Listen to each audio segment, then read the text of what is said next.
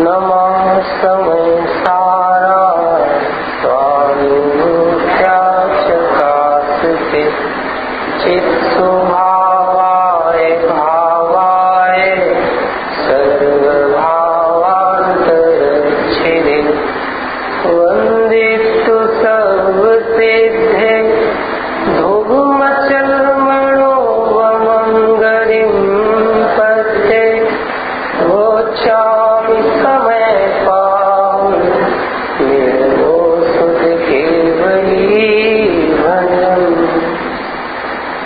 पर्व किसे कहते हैं? पर्व किसे कहते हैं? जो हमें अपने हित से जोड़ता है, जो हमें अपने पूज्य से जोड़ता है, जो हमें अपने धर्म से जोड़ता है, जो हमें अपनी संस्कृति से जोड़ता है, उसे पर्व कहते हैं। जोड़ता है, लेकिन हमारा ज्ञान जुड़े तब वास्तव में हमारा कल्याण है। इसे अष्टांग का महापर्व आया, विधान रचाया, विद्वान बुलाए, तो जो व्यवस्थापक है, ट्रस्टी है, उनने तो एक व्यवस्था आपको दे दी, लेकिन यदि आप नहीं जुड़ो, मंदिर के बगल में घर है लेकिन नहीं आते, तो आपकी परिणति में पर्व अर्थात मंगलपना प्रकट नहीं। पूजा में आ गए, लेकिन पूज्य कौन है, पूजा क्या है, पूजक कौन है, पूजा का फल क्या है, ये नहीं पता, ज्ञान नहीं जोड़ा, तो आपकी परिणति में से मोह का अमंगल दूर नहीं होगा। आपका ज्ञान अपने स्वभाव से नहीं जुड़ पाएगा। प्रवचन में भी आ गए, क्या गाथा है, क्या विषय है, क्या वक्ता का अभिप्राय है, कैसे अपना हित हो, शुद्धात्मा का दर्शन हो, प्रयोजन की सिद्धि हो, ज्ञान यदि विवाद से नहीं जुड़ पाएगा तो अनादि का मोह मिटने वाला नहीं है। एक छोटा सा दृष्टांत देके पढ़ेंगे हम विषय को। मान लीजिए 50 किलोमीटर दूर पावर हाउस है, वहां पर लाइट का प्रोडक्शन हो रहा है। लाइट वहां पर बन गई, वहां से बड़े बड़े पोल लग के वो लाइट दिल्ली तक आ गई, तो दिल्ली से भी छोटे छोटे पोलों के माध्यम से आपके घर तक आ गई, और घर से भी लाइन ले ली गई, और आपने भी बड़े बड़े अच्छे जो भी लाइट्स लगाना थी वो घर में लगा ली। पर्सनल लाइट जलेगी कि नहीं जलेगी? बस इतनी सी दूरी है वायर की, इतनी सी। सुनो, चाहे इतनी दूरी हो, चाहे वो 50 किलोमीटर दूर की दूरी हो, दूरी तो दूरी है। ऐसे ही जब तक ज्ञान देव शास्त्र गुरु के स्वरूप से नहीं जुड़ेगा, गृहीत मिथ्यात्व का अभाव नहीं होगा। जब तक ज्ञान ज्ञायक से नहीं जुड़ेगा, अगृहीत मिथ्यात्व का अभाव नहीं होगा। जुड़ना पड़ेगा, जुड़ने को पर्व कहते हैं। या ना पोर बोलते हैं ना, से ये जोड़ता है, देखो दो को जुड़ना। हमारा उपयोगवान में जुड़े तो काम हो। आचार्य देव ने 25 गाथा तक 23 नंबर कलश तक ये सिद्ध किया कि देह अलग है और आत्मा अलग है। पॉइंट नोट करने का है, जहाँ पर देह कहा जाए वहाँ पर नोकर्म, द्रव्यकर्म, भावकर्म तीनों समझ लेना चाहिए, क्योंकि तीनों देह हैं। क्या कहा? तीनों शरीर है, तीनों देह है। कैसे भैया, ये कैसे बोल रहे हैं आप? ऐसे बोल रहे हैं, ये जड़ देह प्राप्त हुई तो जड़ कर्म के उदय में प्राप्त हुई, इसलिए वो जड़ कर्म भी देह है। दीपक जी, समझ में नहीं आई बात? ये जड़ शरीर प्राप्त हुआ तो नामकर्म है ना, नामकर्म रचनाकार। इसका चित्रकार कौन है? तो जो जड़ शरीर या औदारिक शरीर है ये किसका परिणाम है? कार्यमाण शरीर का परिणाम है। वो भी शरीर बराबर। और जो कर्म बंधे वो किससे बंधे? अज्ञान मोहराग देश से, तो वो भी शरीर हो गए। तीनों एक खाते में है। तो देह एक तरफ और भगवान आत्मा अदेह ही एक तरफ, बराबर। तो देह मतलब तीनों समझ लेना, क्योंकि ताकत लगाते आ रहे हैं ना शुरू से ही। पहले ही क्लास में कहा नमा समय साराय, तो समय सार का क्या खोला धीरज जी? समय सार का नास्ती से क्या परिभाषा बनाई? पहले ही कलश में मंगलाचरण का कलश से स्टार्टिंग का रास्ते अपन पढ़ेंगे, समझ लो 80वीं गाथा कहो चाहे पहला कलश कहो, एक चार्ट के माध्यम से रात्रि में भी उपस्थिति आपकी चाहिए। हाँ, समय सार की नास्ती से क्या परिभाषा लिखी है पहले कलश में? किसे कहते हैं समय सार? सार शब्द लगाकर क्या कहा? बहुत बढ़िया, मंगल सभी साहब बोल रहे हैं सही। मैं समय सार हूँ, समय अर्थात शुद्धात्मा, ऐसा अर्थ किया। और सार मतलब नो कर्म, द्रव्य कर्म, भाव कर्म से रहित। ये समझ लो आप 25 गाथा और 23वें कलश तक की चर्चा होगी। अब यहाँ पर जाकर आचार्य देव ने स्वयं प्रश्न उठाया, गाथा लिखी 26 नंबर। महाराज आप कह रहे हो आत्मा अलग है, शरीर अलग है, आत्मा अलग है, कर्म अलग है, आत्मा अलग है, परिणाम अलग है, ऐसा आप कहोगे तो जो हम आचार्यों की, तीर्थंकरों की, मुनिराजों की भक्ति स्तुति करते हैं वो सब झूठी हो जाएगी? सुनिए प्रश्न है, अपने मुनिराज कपड़े वाले होते हैं कि बिना कपड़े वाले? कैसे होते हैं? बिना कपड़े वाले होते हैं। पीछे कमंडल वाले होते हैं कि मोबाइल वाले होते हैं? और पीछे कमंडल वाले होते हैं। अच्छा, अपने मुनिराज 8 मूल गुण पालते हैं कि 28 मूल गुण पालते हैं? तो बोलो तो 28 मूल गुण पालते हैं। कैसे होते हैं अपने मुनिराज? वो पीछी कमंडल वाले होते हैं, नंग देह वाले होते हैं। ये पहचान किससे है? आत्मा से कि पुद्गल से? तो मुनिराज की स्तुति हुई कि नहीं हुई? ये कह रहे हैं नहीं हुई। तो अपने मुनिराज कैसे होते हैं? 2 कसाय चौकड़ी वाले कि 3 कसाय चौकड़ी वाले हैं? कैसे होते हैं नीरज जी? हाँ, 2 कसाय चौकड़ी वाले होते हैं कि 1 कसाय चौकड़ी वाले होते हैं? बोले भैया अभी तो यही नहीं पता हमें। बोले 3 कसाय चौकड़ी के अभाव वाले होते हैं।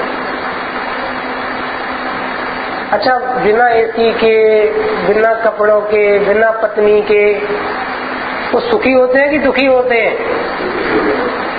ये तो सब बोल देंगे सुखी होते हैं।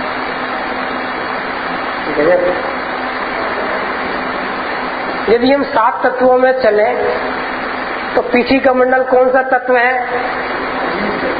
बोलिए तो अजीब तत्व। जो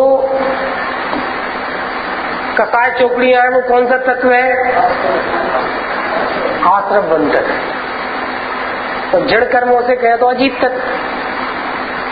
और जो वो आनंदित है, सुखी है, जो सुख प्रकट हुआ है, प्रचुर स्वसंवेदन, वो कौन सा तत्व है? वो संवर निर्णय तत्व है। अब बताओ अपने मुनिराज कैसे होते हैं? वो अजीब होते हैं कि आश्रम बंद होते हैं कि संवर निर्णय वाले होते हैं? कैसे होते हैं विकास जी? कैसे होते हैं? देखो क्या गजब बात है जैन दर्शन में। उन्हें पीछी कमंडल वाले भी कहते हैं, ये भी एक नए। नंग देह वाले कहते हैं, ये भी एक नए।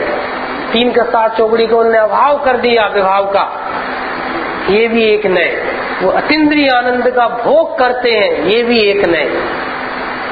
नहीं नहीं, वो तो मात्र जानते हैं, ये भी एक नए। नहीं नहीं, वो तो अपने ज्ञायक में ही ये भी एक है, तो समझना पड़ेगा। हम कैसे जाने? तो बोले आप ऐसा कहोगे तो हमारी सारी स्तुति, दर्शन, पूजन, पाठ है सब झूठी हो जाएगी। तो आचार्य कह रहे हैं नहीं नहीं, झूठी नहीं होगी। व्यवहार में से ऐसी स्तुति करना योग्य है। लोक व्यवहार ऐसे ही चलता है, पहचान ऐसे ही होती है, कोई दिक्कत नहीं है। अभी निश्चय व्यवहार की क्लास अभी नहीं चला रहे अपन, उसके बारे में चर्चा नहीं कर रहे, ठीक है। बोलते ऐसे ही है। पंडित जी घर में आ रहे हैं और सीढ़ी चढ़ गए हैं और आपने हवाई लगाई, पंडित साहब आ गए, भोजन तैयार है, तो चौके में श्रीमती जी ने बोला बस पंडित जी की चटनी बटना बाकी है, बाकी सब ठीक है। पंडित जी की चटनी, दीपक जी आपके घर बटी नहीं बटी गई पंडित जी की चटनी है? नहीं बटी आज तक, तो गजब हो गया। तो कभी आपने विद्वानों को भोजन नहीं कराया? तो पंडित जी की चटनी बटी कि नहीं बटी? देखो, तो पंडित जी साहब निश्चय व्यवहार में की ज्ञाता नहीं थे, तो उनने सुना चटनी बटेगी अब। तो यजमान आगे आगे थे और मेहमान पीछे पीछे थे, तो पंडित साहब चुपचाप चटनी बटेगी। अरे पंडित जी की चटनी बटेगी का मतलब क्या है? पंडित जी के खाने के लिए आम की, आंवले की, जो भी कच्चे आम की चटनी ऐसे बांटते हैं, टमाटर की बटती है, टमाटर की बोलते हैं पंडित जी की। ऐसे ही ज्ञानी, विवेकी, धर्मात्मा, ज्ञान नेत्र वाले भक्ति करते हैं भगवान की, वीतरागता की, उनकी दृष्टि की, लेकिन कहते ऐसे ही हैं, दो हरियल, दो सांवले, दो गोरे, ऐसे है ना, ऐसे कहते हैं। मुझे आज पीछी कमंडल वाले होते हैं, पीछी कमंडल वाले होते हैं, पॉइंट नोट किया जाए, पीछी कमंडल वाले होते हैं, इसमें भी बहुत वजन है। इसका मतलब पीछी कमंडल के अलावा चश्मे वाले, रूमाल वाले नहीं होते। तो चश्मे रूमाल वाले हैं वो जैन मुनि नहीं। वो नमस्कार करो तो जैन मुनियों की, अनंत जैन मुनियों की, त्रिकालवर्ती जैन अनंत मुनियों की विराधना का अनंत पाप है। कितना पाप है? पेन साथ में हो, डायरी साथ में हो, जैन मुनि नहीं, जैन मुनि नहीं। मच्छर जाली लगाते हो, दरवाजा बंद करे, खोले, लाइट जला ले, अरे लाइट बंद करने का बोले तो जैन मुनि नहीं। अहिंसा महाव्रत का पालन नहीं हो रहा। ये तो बहुत विस्तार से चर्चा है, बहुत विस्तार से, कम से कम 5-10 घंटे चले तो स्वरूप खुले कुछ मुनियों का क्या स्वरूप। कभी बुलाना आप, कभी बुलाना षडंगोकार मंत्र, पंच परमेष्टि के स्वरूप पर 15-20 दिन चर्चा करेंगे। क्या है षडंगोकार महामंत्र, क्या है पंच परमेष्टि का स्वरूप। बात चल रही थी कि जैन मुनि मतलब क्या, कौन है जैन मुनि? पीछी कमंडल वाला कहना, इससे क्या हुआ? इसका मतलब अन्न का निषेध हो गया। बहुत बड़ी चीज है, पीछी कमंडल वाला कह के भी बहुत बड़ा काम हुआ है।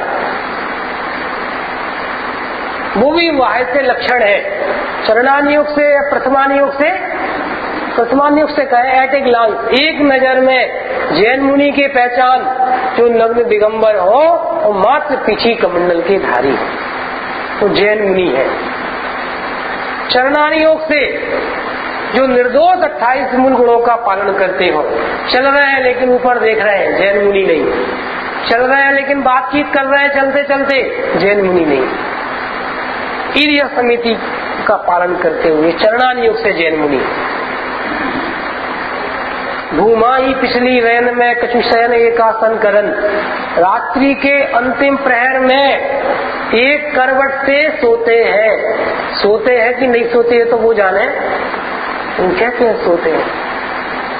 सोते हुए भी नहीं सोते, चलते हुए भी नहीं चलते, खाते हुए भी नहीं खाते।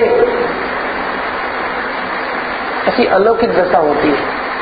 तो चरणान योग के मुनिराज जो 28 मूल गुणों का निर्दोष पालन करते हैं।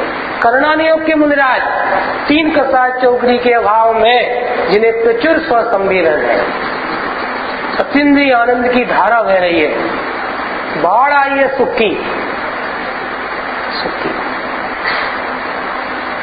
अंबानी बंधुओं को नाम सुना हुआ?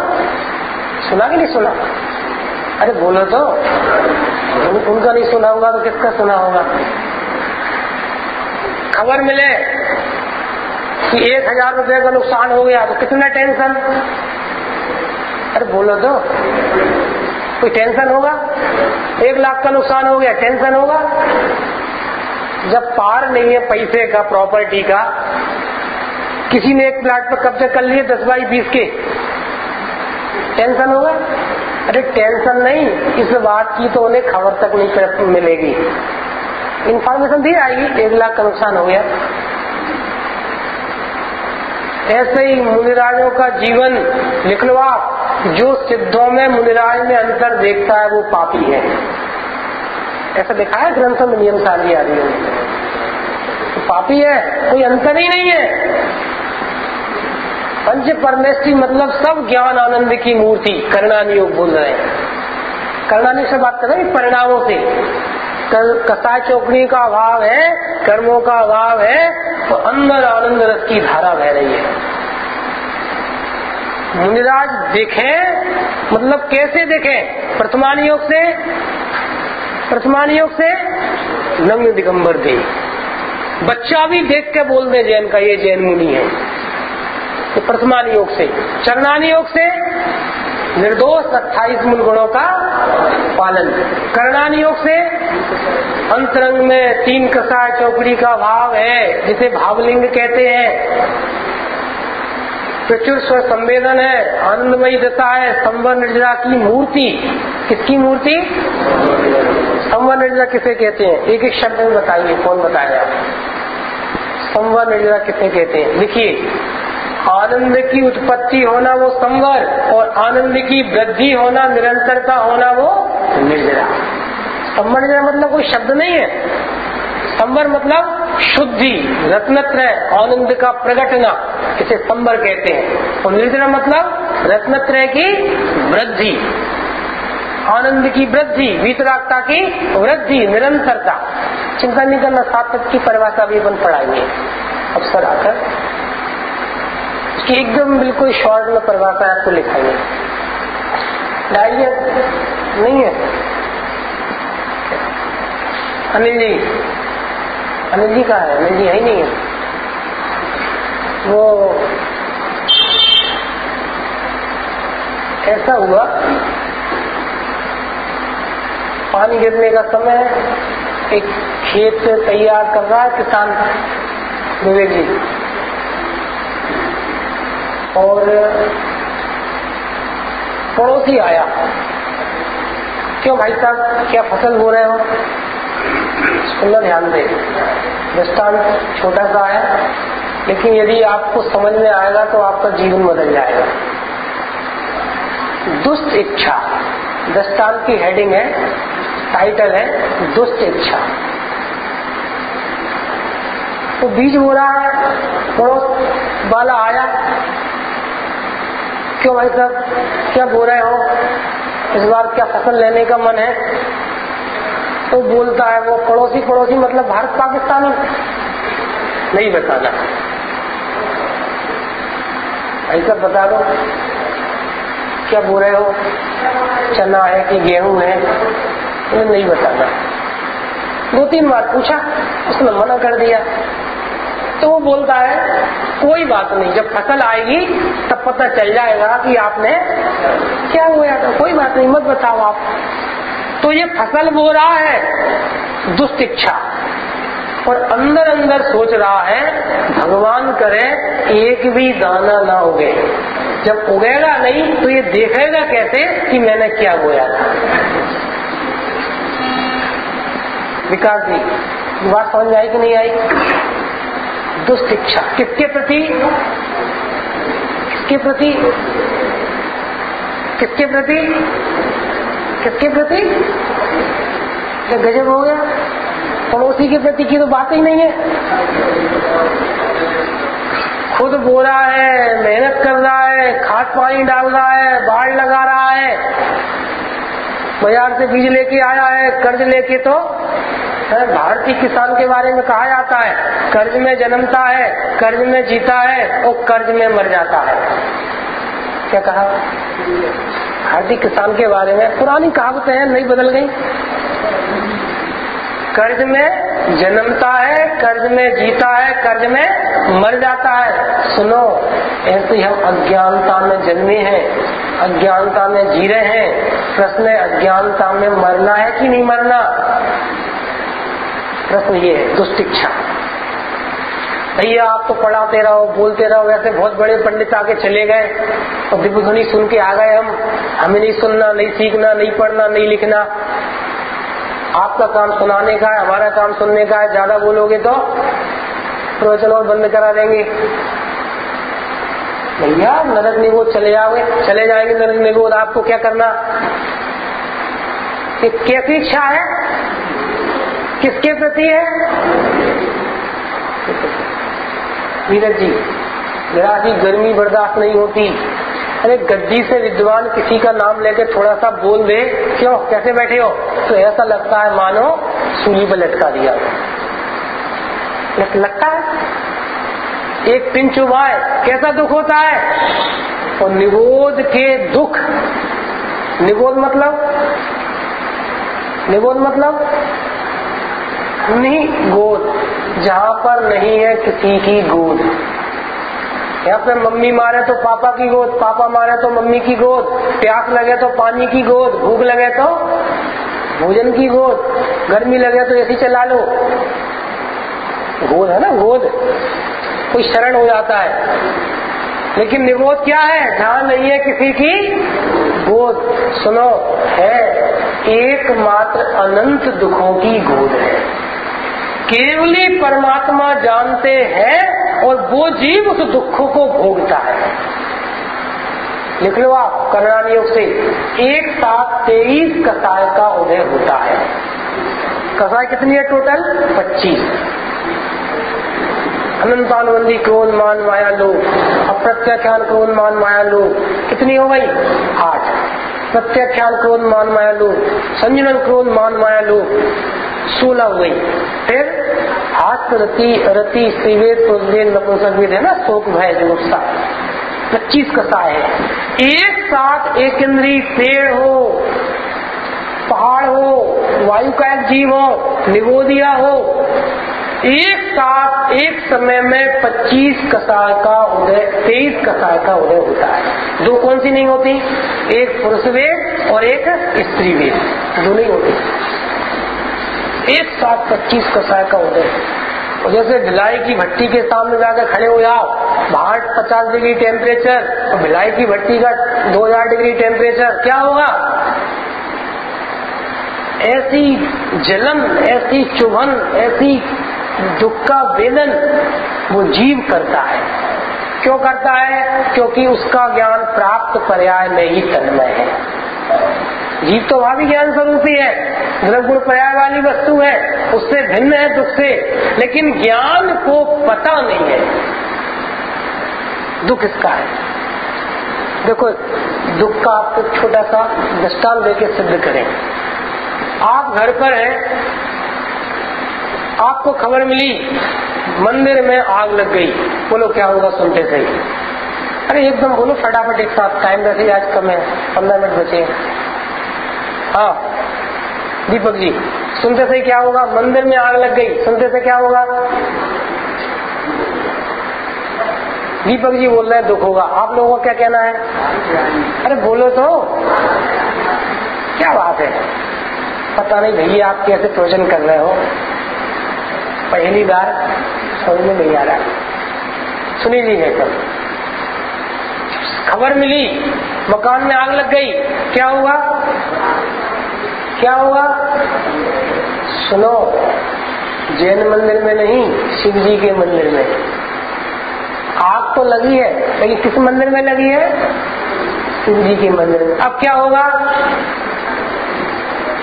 तो बोलो तो क्या होगा? मकान तो गिरा है, लेकिन अपना नहीं, पड़ोसी का। अब क्या होगा? तो समझ नहीं आ रहा? लिख लो आप सिद्धांत। दुख का कारण पर को अपना जानना है। दुख का कारण पर नहीं है, पर का परिणाम नहीं है। दुकान, मकान, नाम, ये दुख के कारण नहीं है, रहे चाहे जाए। दुख का कारण तुझे तेरा अज्ञान है। पाप कितने हैं? दुख का कारण। ये बात भी हम आगे और अच्छे से सिद्ध करेंगे, चर्चा करेंगे प्रसंगानुसार। अभी क्या बात चल रही थी कि मुनिराज मतलब संवर निर्जरा तत्व, आनंदमयी। और हमें कैसे लगते हैं? कल्पना करो, मुनिराज आपके यहाँ पधारे और पहला ग्रास लिया, गर्मियों के दिन है, गरम गरम आपने ग्रास दिया और अंतराय हो गया। और अंतराय मतलब पानी की एक बूंद नहीं पिएंगे हम, अंतराय का मतलब ये। बोलो कैसा लगेगा? अरे बेचारे मुनिराज, इतनी गर्मी, ऐसा लगेगा नहीं लगेगा? सही सही बोलना बिल्कुल। प्रश्न है, मुनिराज उस समय सुखी है कि दुखी है? करना नहीं, उससे बात कर रहे हैं अभी। और तुम्हें कैसे दिख रहे हैं? बेचारे, अरे रे क्या होगा?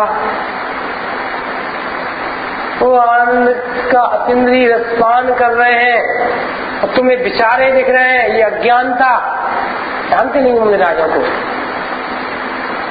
भ्रांति। अरे दुखी है बेचारे, दिन भर कैसे रहेंगे, कल तक कुछ नहीं खाएंगे हम। और टेंशन चल रहा है उनके बारे में। किसके बारे में? वो आनंद में है और तुम्हें उनके बारे में टेंशन चल रहा है। बच्चा खेल रहा है, खा रहा है, मोबाइल और इंटरनेट और मस्त है, और माता पिता बेचारे दर्शन पूजन पाठ छोड़ के उसकी चिंता में भूले जा रहे हैं, नरक में कूद जा रहे हैं। नहीं जा रहे? उनकी पढ़ाई की चिंता में, फीस की चिंता में और संभालने की चिंता में दर्शन पूजन पाठ स्वाध्याय सब छोड़ के बैठे हैं। मेरा बेटा, मेरी बेटी, और ऐसा और वैसा। और बच्चे क्या कर रहे हैं? मस्त है। बात आई है तो प्रथमानियों की एक सच्ची घटना आपको सुना दे। शांतिनाथ भगवान के 12 भव पूर्व की घटना है। सुनिए आप लोगों ने, शायद सुनिए। शांतिनाथ भगवान राजा और रानी थे। राजा थे ये रानी थी। लड़का बोला सुबह सुबह आके, पिताजी मुझे शादी करना है। बहुत बढ़िया बेटा, ये तो हम ही चाहते थे, तुम्हारी उम्र हो गई अब, लेकिन मुझे शादी करना है। ये जो ये झाड़ू लगा रही है ना, झाड़ू वाली, इसकी पुत्री शादी करना है। आया, चक्कर आ गया इसका। बेटा समझाया, नहीं माना। बदनामी के भय से, तरह तरह के हैं। दोनों राजा रानी वो हीरा चाट के खा के जो कुछ भी वो मर गए, सुसाइड कर ली। कौन ने? शांतिनाथ भगवान के जीव ने 10-12 भक्त। देखो विचित्रता है। और सुबह हुई, राजा रानी को मृत पाया गया। राजकुमार को खबर मिली, क्या हुआ, क्यों मरे? बेटा तुम जिद कर रहे थे ना, तुम नहीं मान रहे थे उनकी बात, बदनामी के भय से, लोक लाज के भय से मर गए। लड़के को वहीं पर वैराग्य आया, मुनिराज के चरणों में गया, दीक्षा ली और उसी भव से मोक्ष चला गया। कोई झूठी आन बान शान के चक्कर वाले, क्या होगा कुल का और रीति का और बच्चे का और संस्कृति का और धर्म का और आम न्याय का, वो झूठे रोने वाले 12 भव बाद मोक्ष गए। कैसी बात है। जैन दर्शन परम स्वार्थी दर्शन है, निर्ममता का दर्शन है। निर्ममता मतलब मोह को मिटाने वाला।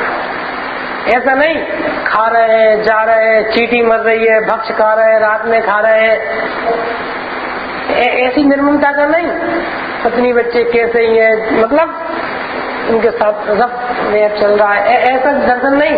निर्ममता मतलब पर से कुछ भी कोई सुख दुख का कारण नहीं, ऐसी निर्ममता। वो चर्चा अपन रास्ते व्यवस्थित चार्ट के माध्यम से प्रारंभ करेंगे। निर्ममता का दर्शन। मिराज प्रथमान योग से कैसे है, एक साथ बोलिए। सिर्फ पीछे कमल मृग निगंबर दे, यथा जात रूपधर, हाल के जन्मे बालक की तरह। चरणान योग से कैसे है, निरतिचार 28 गुणों का पालन करने वाले। कर्णान योग से कैसे है, 3 का साय चौकड़ी का भाव और परिणामों में प्रचुर स्वसम्मेलन, अतीन्द्रिय आनंद की धारा बह रही है, ज्ञान धारा वीतरागता बह रही है। हम यदि पैसे से इसकी तुलना करें, 1 करोड़ का कर्ज, 50,000 का कर्ज, 500 रुपए का कर्ज और 5 रुपए का कर्ज, आपके ऊपर 4 कर्ज थे। कितने कितने के, 1 करोड़ का, 50,000 का, 500 का और 5 रुपए का। कसा चौकड़ी के परिप्रेक्ष्य में चर्चा कर रहे हैं। तो मुनिराज का 1 करोड़ का कर्ज भी चला गया, 50,000 का भी चला गया और 500 का भी चला गया। अब कितने का बचा, कितना कर्ज है, कितने टेंशन है, कोई कर्ज है, कुछ नहीं, नथिंग। ऐसा स्वरूप है मुनिराजों का। और द्रव्यान योग से मुनिराज कहते हैं, द्रव्यान योग से मुनिराज कहते हैं, कैसे है, सुनो, एक ज्ञायक भाव है। स्वरूप में नहीं मिलता बात तो तीसरे वाले में आ गई, परिणाम की शुद्धि। क्योंकि कर्णान योग परिणाम देखता है ना, कर्मों को देखता है। एक ज्ञायक भाव है, ज्ञान स्वभावी है। तो ऐसा मुनिराज को, अरहंतों को देखना, तब वास्तव में उनकी व्यवहार से स्तुति होगी। ऐसा देखना, अपने को यहां तक आना है।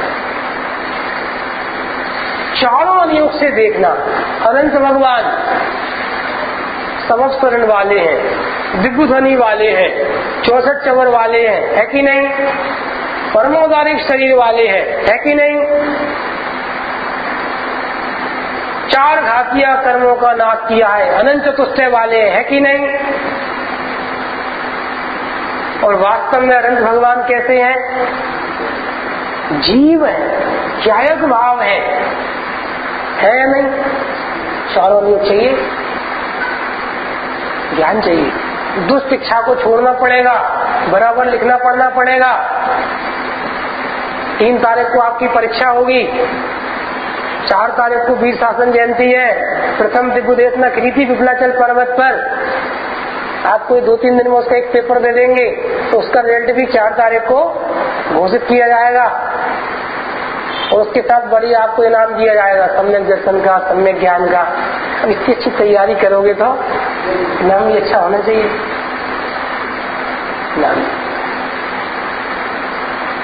लिखोगे पढ़ोगे तो बनोगे नवाब, और टाइम पास करोगे फालतू तो बने रहोगे खराब। भारतीय किसान कर्ज में जन्मता है, कर्ज में जीता है और कर्ज में मर जाता है। ऐसे ही हम अनादि काल की अज्ञानता के साथ जन्मे हैं। आगम कहता है पंचम काल में विराधक जीव ही जन्म लेते हैं, जिनने कभी सम्यक दर्शन पहले प्राप्त नहीं किया। ऐसे विराधक जीव, युक्तानुशासन। देखो चर्चा तो आपकी चल नहीं पा रही, अभी तो प्रेरणा मुक्त हो रही है। युक्तानुशासन ग्रंथ है समंत भद्राचार्य देव का। उसमें सुनील भाई साहब बहुत मार्मिक 3 बातें कही है युक्तानुशासन ग्रंथ में। ऐसा वहां पर कहा कि सत्य निर्दोष जैन दिगंबर शासन है, वीतरागी शासन है, सत्य शासन है, सुखी होने का शासन है, ऐसा होने पर भी शासन की प्रभावना चौथे काल जैसी पंचम काल में क्यों नहीं हो पा रही? 2000 साल पहले ये बात लिखी हम संबंधबद्ध आचार्य ने, क्यों नहीं हो पा रही? उन्होंने 3 कारण बताए। 3 कारण में 2 कारण तो आप लोगों के लिए नहीं है, लेकिन बताया तो बता दे रहे। एक कारण आप लोगों के लिए है, जब हम गद्दी से नीचे बैठेंगे तो हमारे लिए भी है, विवेक जी प्रवचन करेंगे तो हमारे लिए हो जाएगा वो। 3 कारण बताए, बहुत मार्मिक है और सुनने लायक है। पहला कारण बताया, कली काल है।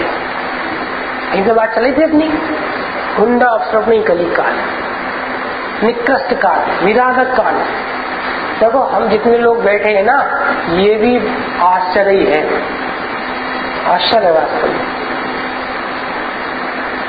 जितने लोग इस तत्व ज्ञान को सुन रहे हैं, आ रहे हैं, ये भी आश्चर्य है, आश्चर्य। ऐसा लिखा है ग्रंथों में कि मूल तत्व ज्ञान की चर्चा सुनने और कहने वाले जुगनू की तरह कहीं कभी चमकते हैं। इस बात का हमें खेद है। जुगनू की तरह मूल तत्व ज्ञान की चर्चा करने वाले। युक्तानुशासन ग्रंथ की चर्चा कर रहे थे। निर्दोष सत्य शासन, सुखदायी शासन होने पर भी प्रभावना क्यों नहीं हो पा रही? 3 कारण बताए। पहला कौन सा है? एक साथ बोलिए, कली काल है, निकृष्ट काल है। दूसरा, निश्चय और व्यवहार नयों की शैली को जानने वाले और उसका सही निरूपण करने वाले वक्ताओं की कमी है। निश्चय व्यवहार के अद्भुत रहस्य को, आत्मा की चर्चा निश्चय में और दर्शन पूजन पाठ करना व्यवहार में। तो कोई विद्वान सिर्फ आत्मा की चर्चा करते हैं, दर्शन पूजन पाठ नहीं करते, व्यवहार उनका भ्रष्ट है। सही बात है ना?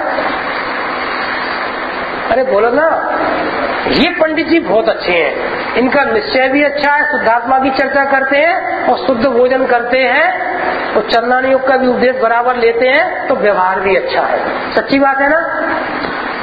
अरे बोलो तो कुछ। संगी साहब, निश्चय व्यवहार का ऐसा स्वरूप नहीं है।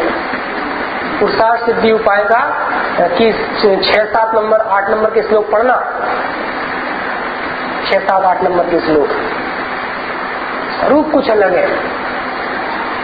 शुद्धात्मा को शुद्धात्मा जानना कहना निश्चय नहीं, और शुद्धात्मा को श्रावक कहना व्यवहार नहीं। शुद्धात्मा को अकर्ता कहना निश्चय नहीं, और शुद्धात्मा को संयोग शरीर कर्म कसाय का सम्यक दर्शन का कर्ता कहना भी व्यवहार नहीं। कर्ता कहना, आत्मा कर्ता है नहीं, कहना व्यवहार नहीं। अभी निश्चय व्यवहार का भी चार्ट है, कम से कम 15 दिन की पढ़ाई तो है। कभी बुलाना,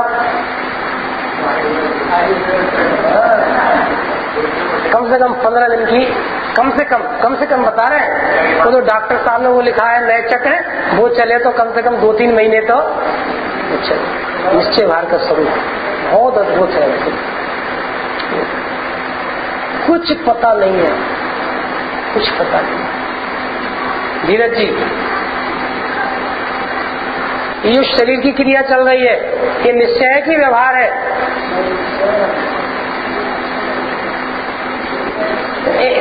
ग्राहक आए या कोई आपके ऑफिस में कोई आए और वो पूछे भाई साहब पर आप ऐसे ऐसे करो, तो क्या कहेगा वो? अब प्रॉपर बोलना पड़ेगा ना। अरे सही की जो क्रिया हो रही है दर्शन पूजन पाठ की, केवल रवि किरणों से जिसका, ऐसे स्वर निकल रहे हैं। ये किसकी क्रिया है? जड़ की। तो जड़ की क्रिया को जड़ की क्रिया कहना कौन सा नय है? निश्चय में है। और जड़ की क्रिया आत्मा करता है, मैं कर रहा हूँ, मुझे इससे फायदा होता है, ऐसा कहना कौन सा नय है? व्यवहार में। और पूजा करने से मुझे फायदा होता है, ऐसा मानना कौन सा नय है? ऐसा मानना मिथ्यात्व का अनंत पाप है। पूजा करने से आत्मा को फायदा होता है, पेट पूजा करने से आत्मा को फायदा होता है, पंचेंद्रिय के भोगों से मैं सुखी होता हूँ, ऐसा कहना व्यवहार और ऐसा मानना मिथ्यात्व। इंद्रिय के भोग मधुर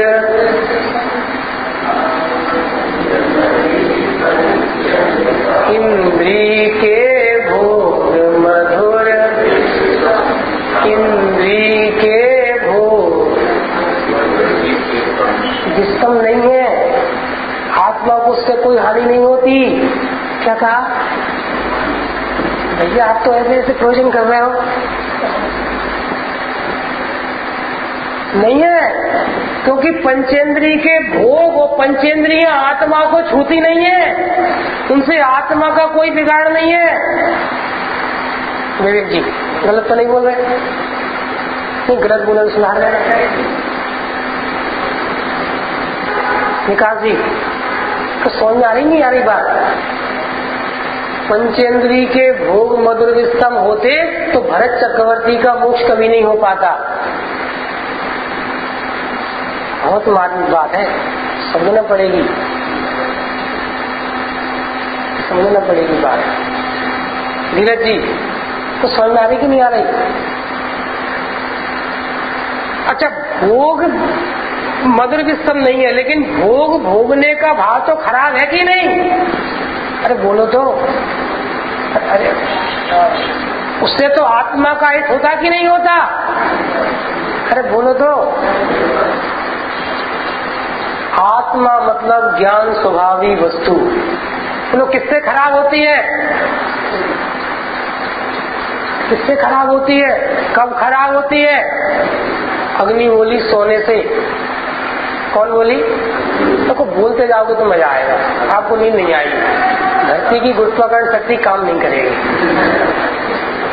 अग्नि बोली सोने से, मेरे पास आ, जलाकर राख कर दूंगी। सोना बोला, तू क्या जलाकर राख करेगी? मेरे साथ में रहने वाली किटकाली औषधि और मिटाकर मुझे कुंदन सा धवल बना देगी। मुझे क्या जलाएगी तू? वो सोना बोला। सुनो, ऐसे ही जिसे आत्मा का घात कहते हैं, पॉइंट नोट करो, आगम से बता रहे हैं, ऐसे नहीं बोल रहे। जिसे आत्मा का हित कहते हैं वो वास्तव में आत्मा का हित नहीं है, वो संवर निर्दिरा मोक्ष तक प्रकट नहीं होते, इसे आत्मा का हित कहते हैं। आत्मा अर्थात ज्ञान स्वभाव का कभी हित नहीं होता। विकास जी कुछ बात समझ में आ रही नहीं आ रही? देखो, टेक्निकल पढ़ाई है, दुष्ट इच्छा को छोड़ना पड़ेगा, लिखना पढ़ना पड़ेगा, ज्ञान को जागृत करना पड़ेगा। पानी को ढलान पर बहाने के लिए क्या करना पड़ता है? बोलिए तो। ऊपर से ढाल है और पानी डाल दो, क्या करना पड़ेगा? समझ आ रहा? लेकिन पानी को ऊपर भेजना है, 1 मंजिल 2 मंजिल 4 मंजिल 25 मंजिल, तो क्या करना पड़ेगा? लिफ्ट करना है पानी को, तो उतनी ताकत की मशीन लगाना पड़ेगी। ऐसे ही अनादिकाल से हमारा ज्ञान व्यवहार के कथनों में भटका है, अटका है, उलझा है, भेद रूप 7 तत्वों के कथन में अटका है। उससे निकालने के लिए, अभेद तक लाने के लिए बहुत ताकत चाहिए। बड़ी संजी साहब, 2-3 स्थान का तो कम से कम 2-3-10 लक्षण में तो बुलाना पड़ेगा। एक से काम नहीं चलना, सही बता रहे हैं। अभी तो सफाई होगी 2-4-10 दिन में तो, और कोई वास्तव में बहुत योग्य होगा, पुरुषार्थी होगा, उसका ज्ञान इस बात को पकड़ पाए।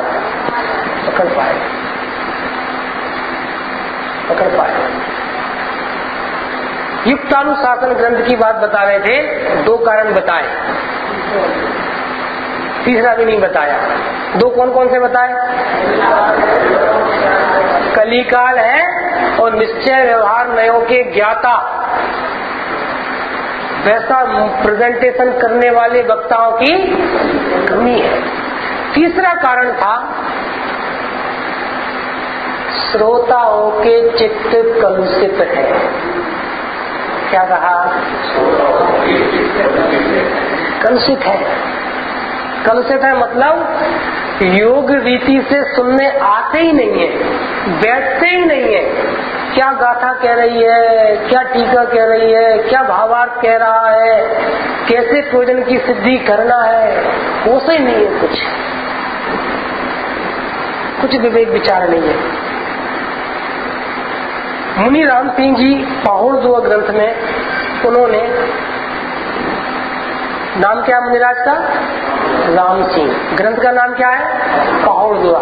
एक वो बात बता के और एक पंडित जी साहब का एक उन्होंने दृष्टांत दिया, वो बता के अभी विराम लेंगे, शेष चर्चा बाद में करेंगे। मुनि राम सिंह जी ने लिखा है, सुनील भाई साहब बहुत मार्मिक बात लिखी है। काल थोड़ा है, नोट करना पॉइंट तीनों। काल थोड़ा है, हम मंदबुद्धि हैं और विषयों का शास्त्रों का पार नहीं है। कितनी चीज बोली? काल थोड़ा है, हम मंदबुद्धि हैं और विषयों का शास्त्रों का चर्चाओं का पार नहीं है। इसलिए एकमात्र वह कला सीखने योग्य है जिससे हमें अपने अविनाशी आत्मा का दर्शन हो जाए, ज्ञायक भाव ज्ञान में भासे, अनादि काल के मिथ्यात्व का नाश हो जाए। वो कला सीखने लायक है, वो भेद विज्ञान की कला सीखने लायक है।